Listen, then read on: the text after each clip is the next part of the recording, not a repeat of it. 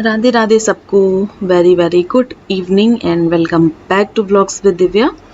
सो evening का time है और यहाँ पर आप देख सकते हैं कि पूरे दिन ऐसे ही रहता है, तब भी धूल मिट्टी की वजह से कितनी डस्ट हो जाती है। तो मैं उसी को क्लीन कर रही थी। और ये जो स्पॉन्ज वाइप्स आप देख रहे हैं, ये मुझे कॉम्प्लीमेंट्री मिली है। मैंने आज दिन तक कभी ने यूज़ नहीं किया है, फर्स्ट टाइम यूज़ कर रही हूँ क्योंकि ये बोल रहे थे तुम्हें अवार्ड मिल गया, इतनी ज़्यादा शॉपिंग करती हो तुम ऑनलाइन कि तुमको उन्होंने गिफ्ट ही भेज दिया। तो ये मुझे पहली बार गिफ्ट के एज अ गिफ्ट मुझे रिसीव हुई है। तो मैंने कहा चलो यूज़ करके देखती हूँ और कैसी होती कैसी नहीं। अगर कोई यूज़ करे तो मेरे साथ ज़रूर शेयर करना, मुझे तो पता नहीं है। मुझे लग रहा था कहीं टूट ना जाए, फट ना जाए, बट चलो फिलहाल वो करके किचन में थोड़ी सी क्लीन करके और आ गई हूँ मंदिर की क्लीनिंग करने के लिए। यहाँ पर जो मंदिर का मैस है आप देख सकते हैं। मुझे अपना मंदिर इस तरीके से बिल्कुल भी अच्छा नहीं लगता है, तो मैं हर हफ्ते मतलब मेरी वीकली क्लीनिंग अलग होती है और मैं करती रहती हूँ, मतलब एवरी वीक, कहने का मतलब ये है। तो वीकली मंथली डेली क्लीनिंग अलग अलग होती है, उसी के अकॉर्डिंग करती हूँ। तो यहाँ पर मैं काफ़ी दिन से सोच रही थी, तो सारा मैसअप हुआ पड़ा है। और मुझे मेरा जो मंदिर है, ऑब्वियसली सबके लिए होता होगा, मेरे लिए मेरा मंदिर बहुत ज़्यादा स्पेशल है और डेली पूजा मेरे लिए बहुत ज़्यादा स्पेशल है। और इसी वजह से मैं टाइम टू टाइम आपके साथ अपना मंदिर भी शेयर करती रहती हूँ।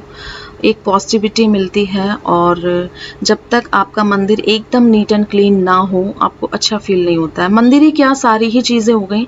और मंदिर एक पूरे घर का सोर्स होता है पॉजिटिविटी का, तो उसको तो क्लीन करना बहुत ज़्यादा ज़रूरी है। आपको पूरी घर में क्लीनिंग आपने कर दी, सफाई कर दी, सब घर साफ़ है। अगर मंदिर साफ़ नहीं है, ये देखिए यहाँ क्या हालत हो रही थी, अगर मंदिर साफ़ नहीं है तो फिर सब बेकार है। तो यहाँ पर मैंने पूरे इस तरीके से जो हटा करके सारा सामान, ईच एंड एवरीथिंग, मैंने सारी मूर्तियाँ, फ़ोटोज़ वगैरह तो पोंछ दी थी, मूर्तियाँ वॉश की थी, मंदिर का कपड़ा धुल दिया था। फिर ये इसको दो से तीन बार मैंने पोंछा है, एक ही बार में पोंछने में साफ़ नहीं हुआ है क्योंकि यहाँ पर डस्ट ज़्यादा आती है। विंडो साइड में है, इस वजह से शायद। मैं ना 2-3 दिन से सोच रही थी कि मैं आज क्लीनिंग करूँ, आज क्लीनिंग करूँ। अभी मुझे 1.5 घंटा लग गया है। 1.5 घंटे से मैंने डीप क्लीनिंग करी, मंदिर चमकाए, सारे भगवान जी क्लीन किए और सारे बर्तन क्लीन किए। सारा कुछ क्लीन करके मैं थोड़ी देर पहले ही फुर्सत हुई हूँ। मैं जा रही थी आरती करने के लिए, शाम की आरती जो होती है वो करने जा रही थी। मॉर्निंग में तो डेली पूजा होती ही होती है, बट मंदिर साफ़ हो जाता है तो कितना अच्छा लगता है ना, एकदम पॉजिटिविटी सी आ जाती है और एकदम चमकदार सा लगता है, बहुत अच्छा लगता है साफ-साफ। तो ये वीकली क्लीनिंग है, ये होती रहती है, मैं करती रहती हूँ, इस तरीके से मेरी आदत है। मेरे आरओ में कुछ प्रॉब्लम आ गई, तो ये मम्मी के यहाँ से लेकर के आए थे बॉटल, तो इस वजह से रखी यहाँ पे। तो मैंने आज ना, कि भी बहुत सारे काम घर में ऐसे हो जाते हैं छोटे-मोटे और दिन कैसे निकल जाता है चुटकियों में पता भी नहीं चलता है। और पीछे देखिए मेरी वो शेल्फ़ लग चुकी है। कैसी लग रही है बताना। तो चलिए आरती कर लेते हैं, फिर मिलते हैं आपसे। तो यहाँ पर आप देख सकते हैं कि मंदिर कितना ज़्यादा सुंदर लग रहा है और इस तरीके से मंदिर मुझे मेरा पसंद है। और इस बार मैंने साइड में बास्केट में भर के सामान रख दिया है, जिससे कि क्लीनिंग करना आसान हो जाएगा। और थोड़ी सी सेटिंग भी मैंने इधर आप देख सकते हैं चेंज की है। और एक ये गंगा जल की बड़ी सी बॉटल है, कभी अगर गंगा जल लेना हुआ तो फिर इसी में ले लेंगे। मैंने हरिद्वार से ली थी तो वही बॉटल अभी तक चल रही है। और एक ये फ़ोटो है, ये मेन डोर पर चली जाएगी, पंचमुखी हनुमान जी की। फ्रेंड्स, वीडियो में आगे बढ़ने से पहले मैं आप लोगों के साथ कुछ शेयर करना चाहती हूँ, बहुत ही ज़्यादा इम्पॉर्टेंट हमारी स्किन से रिलेटेड। जैसे कि समर्स चल रहे हैं और आपको पता ही होगा दादी नानी के ज़माने से समर्स में मुल्तानी मिट्टी लगाना कितना ज़्यादा फ़ायदेमंद होता है। बट आजकल की इस भाग दौड़ के ज़माने में हमें इतना टाइम नहीं होता है कि हम उसको अच्छे से प्रिपेयर कर पाएँ। इस वजह से मैं प्रेफ़र करती हूँ ये मामा अर्थ मुल्तानी मिट्टी फेस वॉश विद मुल्तानी मिट्टी एंड बल्गेरियन रोज, एंड मामा अर्थ का ही मुल्तानी मिट्टी फेस पैक विद मुल्तानी मिट्टी एंड बल्गेरियन रोज। मुल्तानी मिट्टी में कूलिंग एंड सूदिंग प्रॉपर्टीज होती हैं और साथ ही साथ ये हमारे स्किन पे किसी भी तरीके के इन्फेक्शन होने से भी रोकती हैं, प्रिवेंट करती हैं और हमारी स्किन को एक कूलिंग इफेक्ट देती हैं। गर्मियों में तो लगाना बहुत बहुत ज़्यादा फायदेमंद हो जाता है, जिससे कि हमारे स्किन पर अच्छा सा ग्लो आता है। इन दोनों प्रोडक्ट को अप्लाई करना बहुत बहुत ज़्यादा ईजी। ऑब्वियसली ये फेस वॉश की तरह आपको अप्लाई करना है, है डेली सुबह और रात में, और साथ ही साथ ये हफ्ते में मैं 2 से 3 बार अप्लाई करती हूँ। आप अपने नीड के अकॉर्डिंग अप्लाई कर सकते हो, इसको डेली बेसिस पे नहीं अप्लाई करना है क्योंकि ऑब्वियसली ये फेस पैक है। और जैसे कि मामाअर्थ के प्रोडक्ट हैं वो डर्माटोलॉजिकली टेस्टेड होते हैं और साथ ही साथ नेचुरल इंग्रेडिएंट द्वारा बने हुए होते हैं, और मामाअर्थ एक इंडियन ब्रांड है। इन्हीं सब वजहों से मामाअर्थ मेरा फेवरेट है। तो फ्रेंड्स, यहाँ पर आप देख सकते हैं कि मैंने एक इनफ अमाउंट ले करके अपने फेस पर अच्छे से मसाज की है। जेंटली 2 से 3 मिनट अपने फेस पर मसाज करना है और उसके बाद नॉर्मल पानी से इसको वॉश कर लेना है। फेस वॉश को अप्लाई करने के बाद मैं अच्छे से फेस को ड्राई कर लूँगी, उसके बाद अप्लाई करूँगी ये मामाअर्थ का मुल्तानी मिट्टी फेस पैक। ये आपके फेस के एक्सेस ऑयल को कंट्रोल करेगा और साथ ही साथ अगर आपको एक्ने की प्रॉब्लम है तो उसको भी दूर करने में हेल्प करेगा। ये जो प्रोडक्ट है वो ऑल स्किन टाइप्स हैं, तो आपकी किसी भी तरीके की स्किन है आप इसको लगा सकते हो, और साथ ही साथ डर्माटोलॉजिकली तो टेस्टेड है ही, तो आपको किसी भी तरीके की यहाँ टेंशन लेने की ज़रूरत नहीं है। इस फेस पैक को 15 मिनट रखना है और उसके बाद हल्का हाथों से रब करना है सर्कुलर मोशन में, और आपको नॉर्मल पानी से इसको वॉश कर देना है। देख सकते हैं कि मेरे स्किन में कितना ज़्यादा फ़र्क नज़र आ रहा है आपको, कितनी ज़्यादा ग्लोइंग एंड हाइड्रेट हो गई है। फ्रेंड्स, इन प्रोडक्ट को आप बाय कर सकते हो Amazon, Flipkart, Nykaa and purple से, और साथ ही साथ एक कूपन कोड दे दूँगी। उससे आपको मिलेगा, अगर आप मामाअर्थ की साइट या फिर ऐप से इसको परचेज़ करते हो तो 20% का ऑफ। मामाअर्थ की एक ऐप भी है, उसका लिंक भी मैं डिस्क्रिप्शन में दे दूँगी। वहाँ से आप ईज़िली सेल्स, डिस्काउंट्स के ऑफ़र की जानकारी ले सकते हैं और शॉपिंग भी कर सकते हैं। और एक गुड न्यूज़ ये भी है कि मामाअर्थ के जो प्रोडक्ट हैं वो ऑफलाइन भी अवेलेबल है, तो आप नियर बाय स्टोर पे जाकर भी इनको बाय कर सकते हो। तो देर किस बात की, मेरा डिस्क्रिप्शन बॉक्स चेकआउट कीजिए। जीरा आलू मेरे बन चुके हैं और अब मैं बनाऊंगी अरहर की दाल, चावल, और रोटी इनसे पूछूंगी खाएंगे तो मैं बनाऊंगी, अदरवाइज़ नहीं बनाऊंगी। और आज बहुत बहुत दिनों के बाद फाइनली गैस पे खाना बनाया। गैस पे खाना बनाने के लिए तो तरस ही गई थी। और ये वाला जो अचार है ना, ये वाला अचार मैंने ऑर्डर किया था, तो इसका ऑयल मेरे टी शर्ट में लग गया है। टी शर्ट पता नहीं साफ़ होगी कि नहीं होगी, पता नहीं। तो चलिए फटाफट से चढ़ाने जा रही हूँ मैं दाल और चावल। और आजकल लाइट के बहुत ड्रामे हो रहे हैं, हर जगह पर ही हो रहे हैं, मतलब लाइट बहुत जा रही है, तो इस चक्कर में इंडक्शन पे कुकिंग स्टॉप हो जाती है।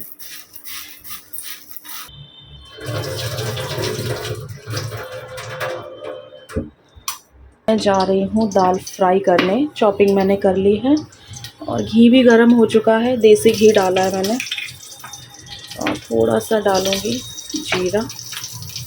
ज़्यादा कुछ नहीं डालना है, बस थोड़ा ही सा डालना है।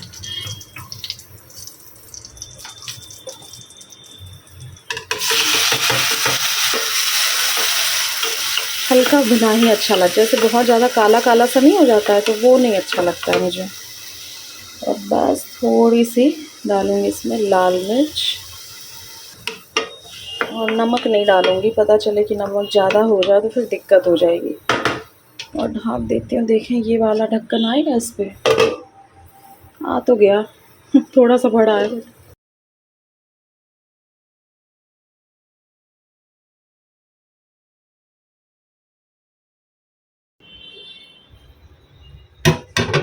जलेबी।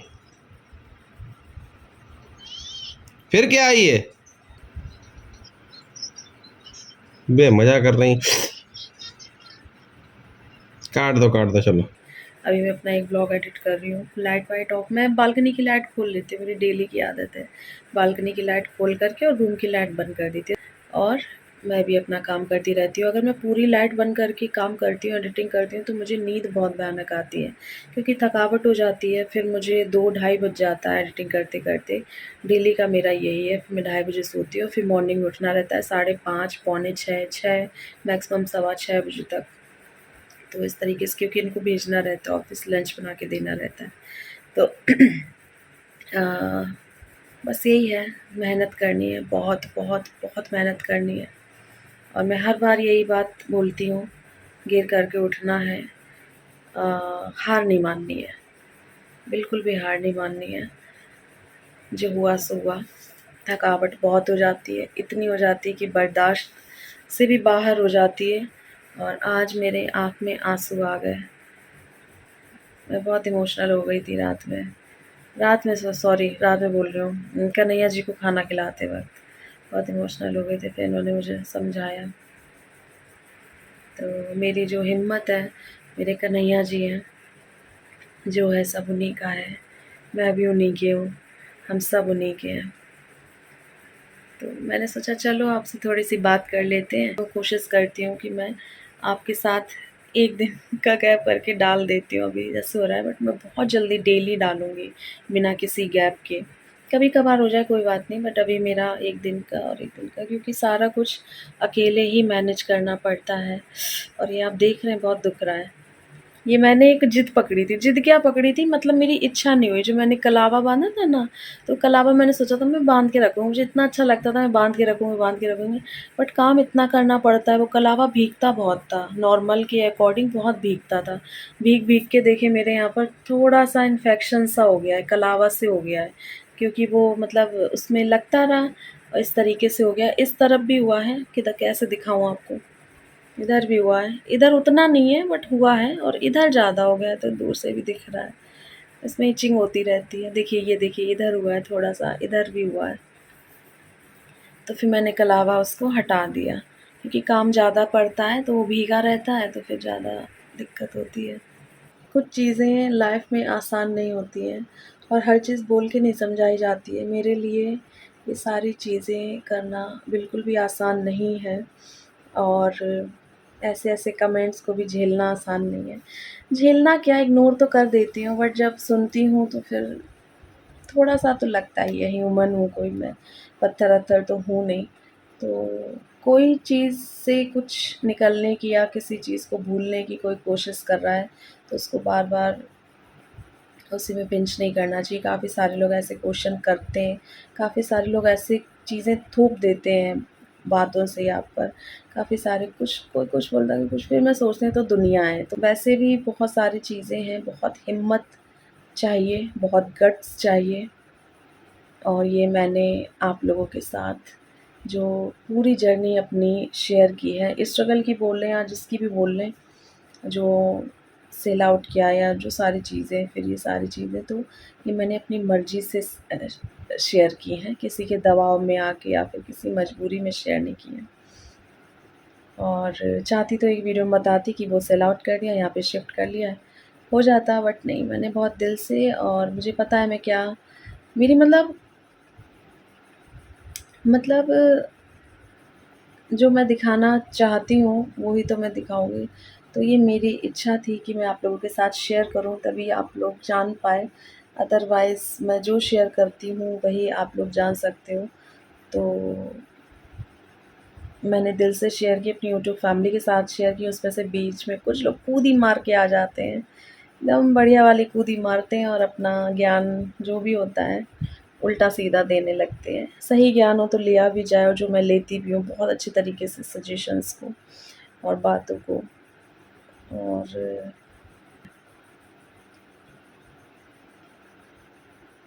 टाइम के साथ-साथ इंसान में बहुत सारे चेंजेस आते हैं, तो मेरे हिसाब से टाइम के साथ बदलना ही ज़िंदगी है। आप जैसे बचपन में थे वैसे आप यंग एज में नहीं हो सकते, जैसे आप यंग एज में थे वैसे आप बुढ़ापे में नहीं हो सकते। तो ये टाइम है और इसके अकॉर्डिंग हमें बदलना चाहिए। तो एज के अकॉर्डिंग थिंकिंग में और सारी चीज़ों में चेंजेस थोड़े बहुत तो आ ही जाते हैं। हो सकता है उसी का असर है मेरे ऊपर जो मैं कुछ बोलती नहीं, पहले मैं ना फट से जवाब दे देती थी, मेरी आदत थी, फट से जवाब दे देती थी। अभी भी दे देती हूँ, मतलब कुछ लोगों को जब कभी मूड अपसेट हुआ या फिर कुछ सोच रही होती हूँ, उस वक़्त कोई कमेंट आता है ना तो फिर मैं उधेड़ देती हूँ। मैं कह रही हूँ जो होगा सो देखा जाएगा। अरे भाई हद मचा रखते हैं ना कुछ लोग, बट मुझे जो प्यार करने वाले हैं वो मायने रखते हैं मेरे लिए बहुत ज़्यादा, इस वज़ह से मैं कुछ सोचती नहीं हूँ। तो वो सब समझते हैं बिना कहे ही मेरी हर बात, इसके लिए थैंक यू सो मच। काफ़ी सारे लोग बोलते हैं अभी एज ही क्या है तुम्हारी, ये मुझसे बहुत लोग बोलते हैं, मतलब यूट्यूब से क्या, कमेंट्स में क्या, ये मुझे जानने वाले बोलते हैं कि तुम्हारी एज ही क्या है, और मुझे विश्वास है तुम खुद बना लोगी। तो जब लोग इतना प्राउड करते हैं ना कि हाँ अपने दम पर इसने कुछ किया है, अपने दम पर लाइफ जीनी है, तो जो अपने दम पे लाइफ जीते हैं, जो अपने दम पर पलते हैं, तो वो प्राउड मूवमेंट, वो प्राउड की बात होती है, और वो लोग भी आपको रिकॉग्नाइज़ करते हैं, समझते हैं कि हाँ, ये कर लेगी। तो बोलते हैं, "भाई तुम्हारी उम्र ही क्या है, लोगों को तो बुढ़ापे निकल जाते हैं, मकान नहीं बनवा पाते, ये है, वो है।" तो मुझे अच्छा लगता है ऐसे, और ऐसे कमेंट भी आते हैं, "अभी आपकी एज ही क्या है, आप दोबारा कर लोगी, दोबारा मकान ले लोगी।" तो मुझे अच्छा लगता है, मोटिवेशन मिलती है, कर पाऊँ, ना कर पाऊँ, जैसे मेरे कन्हैया की इच्छा, दोबारा अपना मकान ले पाऊँ कि ना ले पाऊँ, बट जो भी है ये सुन कर के बहुत तसल्ली मिलती है, बहुत अच्छा लगता है। मकान तो है ना, रह तो रही हूँ, कहीं सड़क पे तंबू गाड़ के तो नहीं रह रही हूँ, इतना ही बहुत है, और थोड़ा ठीक-ठाक में ही रह रही हूँ, तो बस। जा जा जामे जामे मेरे कन्हैया जी मोए रखेंगे, तामे मोए रह मैं रहूँगी। पता नहीं क्या है। था ज़्यादा थकावट हो जाती है ना, तो नशा सा चढ़ जाता है दिमाग में, कुछ ही बोलता है इंसान, आज मैंने देख लिया। चलिए, बातें बहुत हो गई, करते इस ब्लॉग को एंड। मेरा लैपटॉप मुझे बुला रहा है कि चलो मुझे एडिट करो ब्लॉग को, तो मैं करती हूँ इस वाले ब्लॉग को एंड। तब तक के लिए अपना ख्याल रखिएगा, खुश रहिएगा। Radhe Radhe. Thank you so much इतना प्यार, इतनी पॉजिटिविटी देने के लिए, इतनी ब्लेसिंग्स देने के लिए, इतना मोटिवेट करने के लिए। Thank you.